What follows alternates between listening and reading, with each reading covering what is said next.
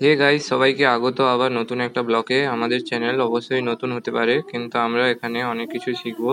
তো আজকে আমরা শিখতে চলেছি একটি বাড়ি কীরকম পেন্ট করা হয়।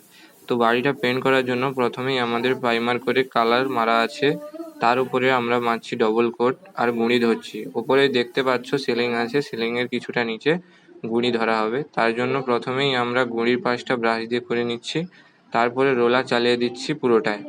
রোলার চালানোর পর আমরা দেখতে পাচ্ছ গুঁড়ির ঠিক লাইনে তৈরি করার জন্য আমরা এখানে একটা টেপের ইউজ করেছি, যেখানে টেপটিকে প্রথমে লাগিয়ে তার উপরে আমরা ব্রাশ দিয়ে দিয়েছি। ব্রাশ পেন্ট করে দেখতে পাচ্ছ এবড়ো খেবড়ো জায়গাটা পুরোটা সই হয়ে গেছে, যেখানে গুঁড়িটা খুবই সুন্দর দেখতে লাগছে।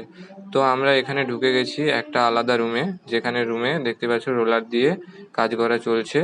রোলার থেকে কাজ করার পর এখানে আমাদের ব্রাশ দিয়ে কাজ হবে, যেখানে গুঁড়িটা ভালোভাবে তৈরি হয়। গুঁড়ির পাশে খেয়াল রাখবে কোনোদিন রোলার চালানো যাবে না। তো আমাদের এখানে কালার হচ্ছে, কালার হতে হতে দেখতেই পাচ্ছ এই পাশের দিকে আমরা একটা কালার কম্বিনেশন করে এখানে হালকা নীল বা সবুজ বলতে পারো, এরকম একটা কালার কম্বিনেশন করেছি। তো কালারটা কীরকম লাগছে অবশ্যই কমেন্টে জানাবেন। আর এখানে দেখতে পাচ্ছ গোলাপি আমাদের প্রায় কমপ্লিট হয়ে গেছে।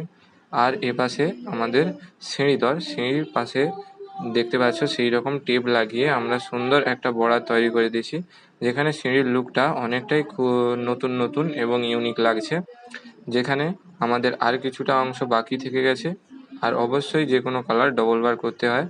তো আমরা করতে করতে এপাশের দিকে চলে এসেছি, যেখানে আমাদের থাম্বনেলেও লাগানো ছিল যে আর্টের কাজ, যেই আর্টের ছবিগুলো দেওয়া ছিল সেই আর্টের কাজগুলোই হবে।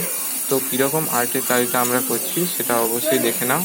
তো এখানে আমরা একটা পেপার নিয়ে নিয়েছি, এগুলো অবশ্যই রঙের দোকানে কিনতে পাওয়া যায়। তো স্প্রেটা নিয়েছি, স্প্রেটা 150 টাকা পড়েছে। এইরকম সাদা স্প্রে তোমরা চাইলে অন্য কালারেরও নিতে পারো, এখানে সাদাটা ফুটে যাবে এই জন্য আমরা এই সাদা স্প্রেটা নিয়ে নিয়েছি। এখানে সাদা স্প্রেটা দিলে কি হয়, নীল কালারের ওপরে যখন সাদাটা খেলবে তখন মনে হবে যেন নীল কালারটা কিছুটা ছাপ ছাপ ছেড়ে গেছে, আর কিন্তু এর ওপরে যে সাদা কালার দেওয়া আছে সেটা কেউ বুঝতে পারবে না।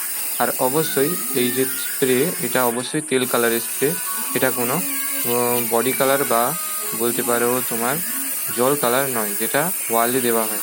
এটা হয়েছে তেল কালার, তেল পেন্টস।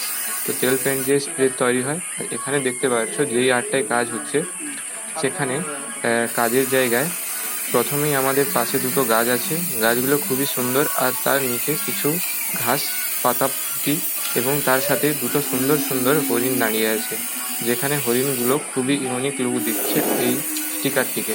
তো এটাকে অবশ্যই আর্ট নয়, স্টিকার বললেই ভালো হয়। এটা স্টিকারটা কিনতে পাওয়া যায়, যেখানে শুধু স্প্রে ঘষলেই এই কাজটা হয়ে যায় খুব সহজেই। তো এবার এটাকে তুললে কীরকম কাজটা হয় সেটা অবশ্যই দেখতে পাবে। তো দেখতে দেখতে দেখতেই পাচ্ছ 3 জন ধরে রেখেছে, অবশ্যই 2-3 জনকে ধরে রাখতে হবে। টেপ দিয়ে ছাড়া 2-3 জন ধরার পর অবশ্যই এটা খুব ভালো আসে।